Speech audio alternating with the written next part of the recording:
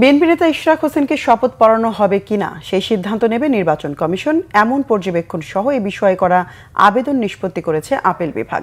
এই ধরনের সিদ্ধান্ত স্বাধীন প্রতিষ্ঠান হিসেবে নির্বাচন কমিশনের ভাবমূর্তি নির্মাণ করবে বলেও মন্তব্য আদালতের রায়ের পর ইশরাক হোসেনের আইনজীবী বলেন, ইশরাক হোসেনকে মেয়র ঘোষণা করে জারি করার প্রজ্ঞাপন বহাল থাকায় তার শপথের উদ্যোগ নিতে হবে সংশ্লিষ্টদের। রিপোর্ট নাবিল জাহাঙ্গীরের। 2020 সালের 1 ফেব্রুয়ারিতে অনুষ্ঠিত ঢাকা দক্ষিণ সিটি কর্পোরেশন নির্বাচনের ফলাফলে অনিয়ম ও দুর্নীতির অভিযোগ তুলে ফলাফল বাতিল চেয়ে একই বছরের 3রা মার্চ নির্বাচনী ট্রাইব্যুনালে মামলা করেন বিএনপির প্রার্থী ইশরাক হোসেন।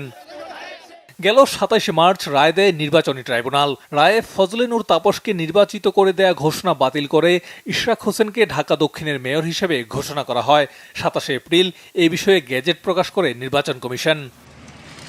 ইশরাক হোসেনকে শপথ না পড়াতে এক ব্যক্তির করা রিট গত 22 মে খারিজ করে দেয় হাইকোর্ট। এই রায়ের বিরুদ্ধে লিভ টু আপিল করেন রিটকারী।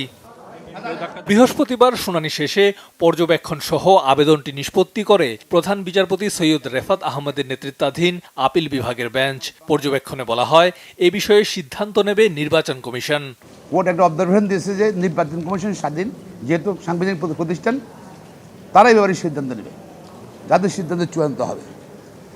আপনারা জানেন, নির্বাচন কমিশন অলরেডি আগের চিঠিতে বলেছে, যেহেতু we are not the contesting party, অর্থাৎ প্রতিদ্বন্দ্বী প্রার্থী নেয় ইলেকশন কমিশন, তারা কোর্টের আদেশ অনুযায়ী গেজেট প্রকাশ করেছে। Election commission can not back out from their earlier opinion, অর্থাৎ আগে যে ওপিনিয়ন দিয়েছে সেখান থেকে তারা সরিয়ে সুযোগ নাই। সুতরাং তারা একই রকম সিদ্ধান্ত নিলে শপথ দিতে সরকার বাধ্য হবে। এ বিষয়ে নির্বাচন কমিশনের করণীয় নিয়ে কথা বলেন রিটকারীর আইনজীবী। হাইকোর্ট ডিভিশন এবং আপিল বিভাগের দুইটা জাজমেন্ট এক করে পড়লে এটাই দাঁড়ায় যে ইলেকশন কমিশনকে আপিল করবার জন্য ওনারা বলছেন, যেহেতু ইলেকশন কমিশন এতদিন তার দায়িত্ব পালনে ব্যর্থ হয়েছেন। তবে নির্বাচন কমিশনের আইনজীবী বলছেন, ইশরাক হোসেনকে নির্বাচিত ঘোষণা করে দেয়া গেজেট স্থগিত বা বাতিল না করায় সেই সিদ্ধান্ত বহাল থাকবে। এই যে গেজেটটা যেটি নির্বাচন কমিশন প্রকাশ করেছেন, এই জিনিসটা আপাতত দেখা যাচ্ছে এই গেজেটটা বহাল রয়ে গেছে। ইলেকশন কমিশন যে গেজেট করেছেন এটা ইলিগাল করেছেন, এই মর্মে কোনো সিদ্ধান্ত আপিল বিভাগ থেকে প্রকাশ্যে আসেন নাই। এখন পরিপূর্ণ জাজমেন্ট পাওয়ারটাও দেখা যাবে যে আর বাকি কি অবজারভেশন দিয়ে নিষ্পত্তি করেছেন। ইলেকশন কমিশন তার গেজেট পরিবর্তন করার সুযোগ নেই।